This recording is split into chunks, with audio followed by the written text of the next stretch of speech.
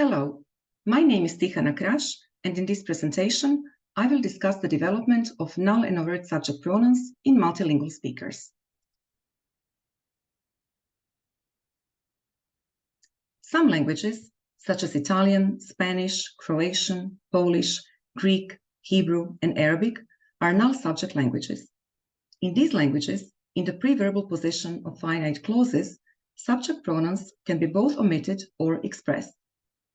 If they're omitted, they're called null subject pronouns, and if they're expressed, they're called overt subject pronouns.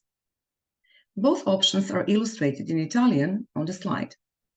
If after the sentence Emma ha imparato a nuotare, meaning Emma has learned how to swim, we say è felice, meaning she's happy, we're using a null pronoun at the beginning of the sentence. And if we say lei è felice, which also means she's happy, we are using an overt pronoun. In non-null subject languages, such as English, French, and German, subject pronouns always need to be expressed, so only overt subject pronouns are possible. The two types of pronouns in null subject languages have different functions in discourse. To explain what they are, I need to introduce the concept of the antecedent. The antecedent is the noun or the noun phrase that the pronoun refers to. Pronouns agree in person, number, and gender with their antecedents. Going back to the functions of null and overt subject pronouns in discourse, null pronouns typically refer to topical antecedents, those that are in the focus of attention at the moment of speaking, while overt pronouns typically refer to non-topical antecedents, those that are not in the focus of attention. This can also be illustrated in the example on the slide. If after the sentence Emma ha imparato a nuotare, we say è felice, so we use the null pronoun, we are probably saying that Emma herself is happy because she has learned how to swim. On the other hand, if we say lei è felice, so we use the overt pronoun, we are most likely saying that it is someone else who is happy because Emma has learned how to swim. This other referent can be identified from a broader context. When it comes to context within a sentence, it has been proposed that Italian subject pronouns tend to refer to different antecedents. More precisely, it has been proposed that the null pronoun tends to refer to an antecedent in the subject position, because subjects are the prototypical topics of a sentence, while the overt pronoun tends to refer to an antecedent in the non-subject position.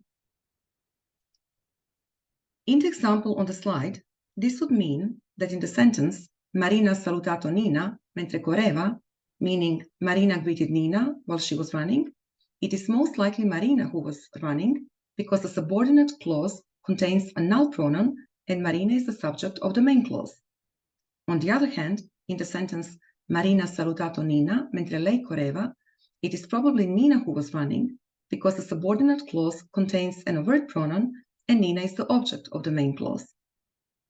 This proposal has received support in empirical studies. Native speakers of Italian indeed identify the pronoun antecedents in line with it.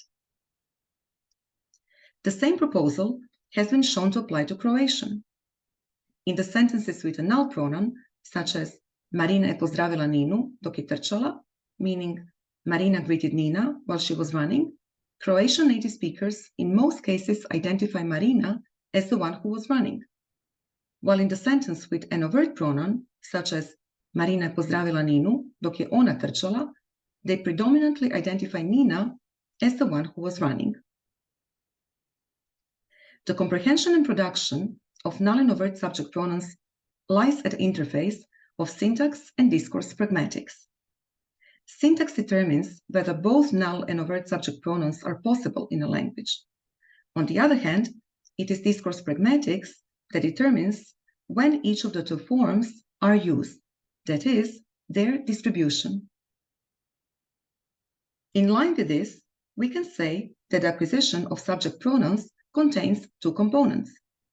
The first component consists in learning whether null subject pronouns are present or absent in a language, while the second component consists in acquiring the rules that govern the distribution of null and overt subject pronouns. When it comes to the acquisition of subject pronouns in multilinguals, it has been shown that the first of these two components is relatively unproblematic, while the second one can sometimes pose difficulties. Let's take a closer look at Italian, a language that has been extensively studied in relation to this topic. Studies on Italian have shown that highly proficient English-Italian and Spanish-Italian bilinguals produce and accept overt subject pronouns referring to inappropriate topical antecedents to a significantly greater extent than monolingual speakers. It can be said that they overgeneralize overt subject pronouns to contexts in which null-subject pronouns are required. On the other hand, they produce and interpret null-subject pronouns appropriately. Which bilinguals were tested in these studies? The bilinguals tested include English-Italian and Spanish-Italian simultaneous bilingual children, adult near-native speakers of Italian whose native language was English, and adult near-native speakers of English who were undergoing nutrition in their native language, Italian.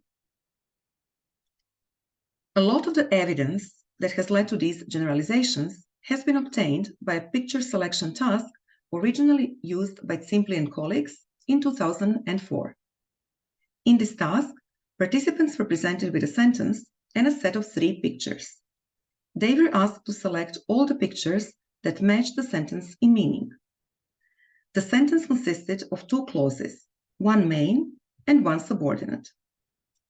The main clause contained 2 noun phrases in the role of the subject and the object, while the subordinate clause contained an overt or a null subject pronoun that matched the 2 noun phrases in number and gender.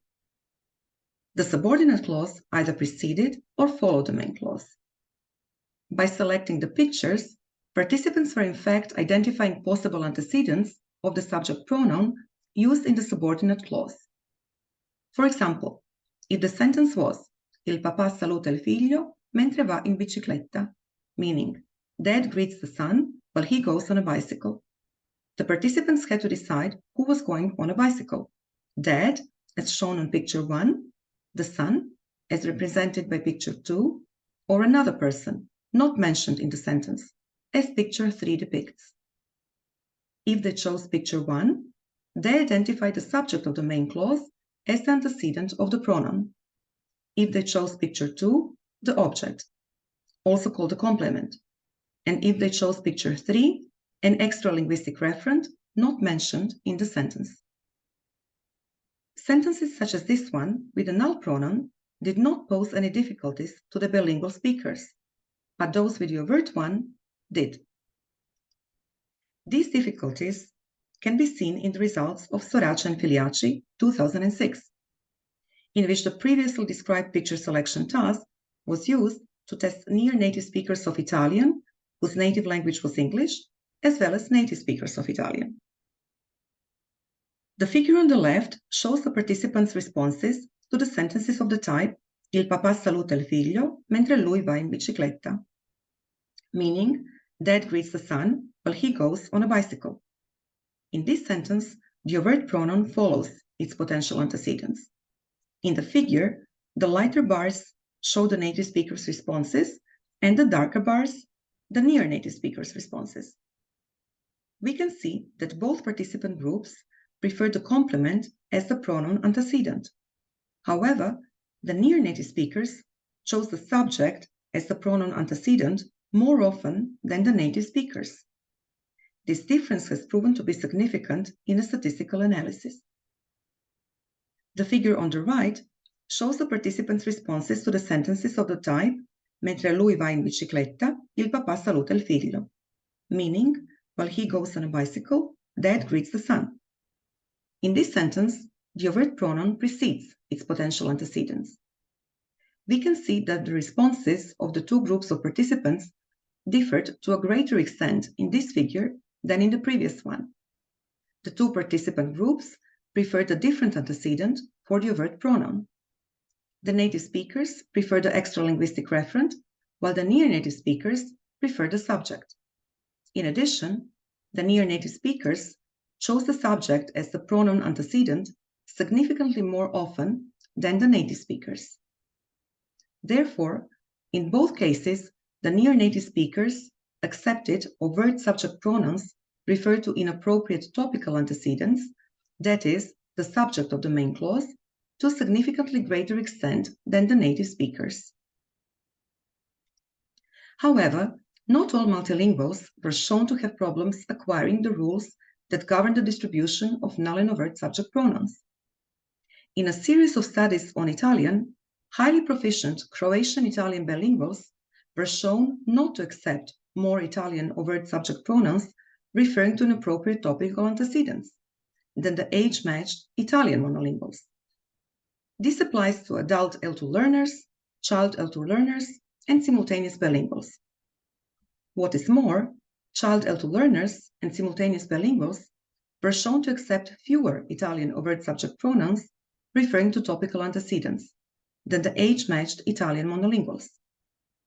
Importantly, Croatian-Italian bilinguals were shown to interpret Italian null-subject pronouns appropriately, similarly to English-Italian and Spanish-Italian bilinguals. The absence of difficulties with the interpretation of overt subject pronouns can be seen in the results of CRASH 2008, in which near-native speakers of Italian, whose native language was Croatian, were tested, together with native speakers of Italian. In this study, a modified version of the task used by Simpli and colleagues in 2004 was used. In this version, the participant could choose only one picture for each sentence. Looking at the results for the same types of sentences as shown previously, that is, sentences with the overt pronoun, we can see that neither in the sentences in which the pronoun follows its potential antecedents, shown on the left, nor in the sentences in which the pronoun precedes its potential antecedents, shown on the right, the near-native speakers chose the subject as the pronoun antecedent more often than the native speakers.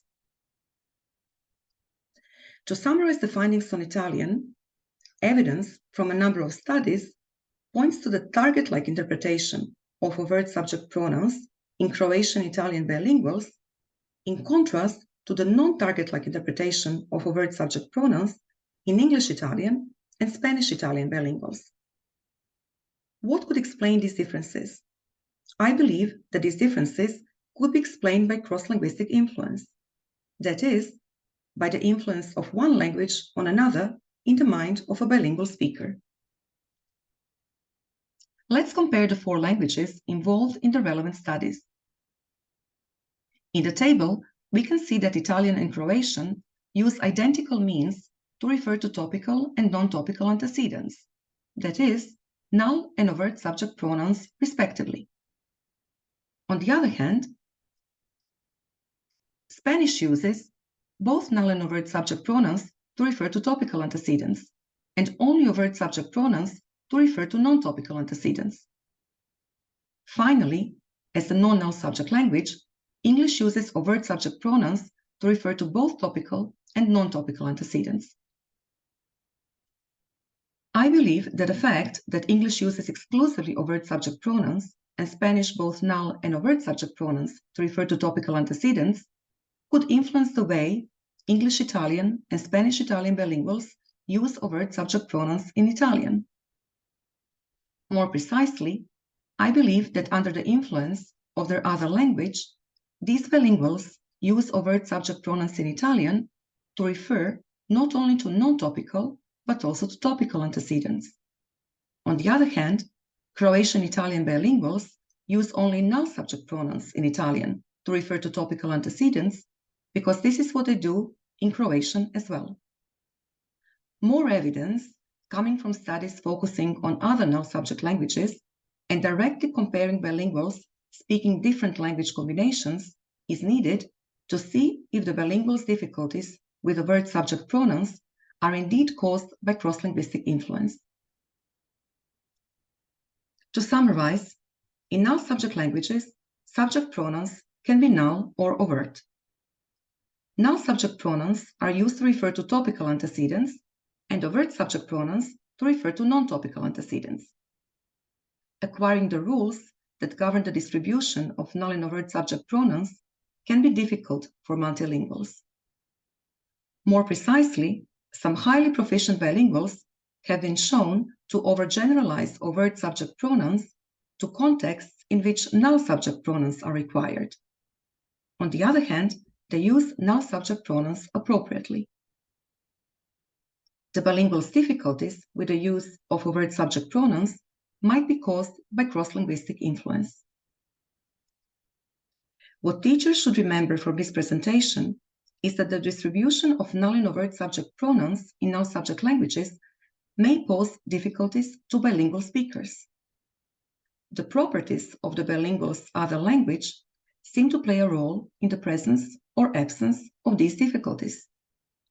For this reason, I believe that raising awareness to the way in which null and overt subject pronouns are used in the target language and comparing it to the way in which subject pronouns are used in the bilingual's other language may facilitate acquisition. Thank you for your attention and to the EU for funding the preparation of this presentation. If you would like to learn more about the project within which this presentation was developed, please visit this website.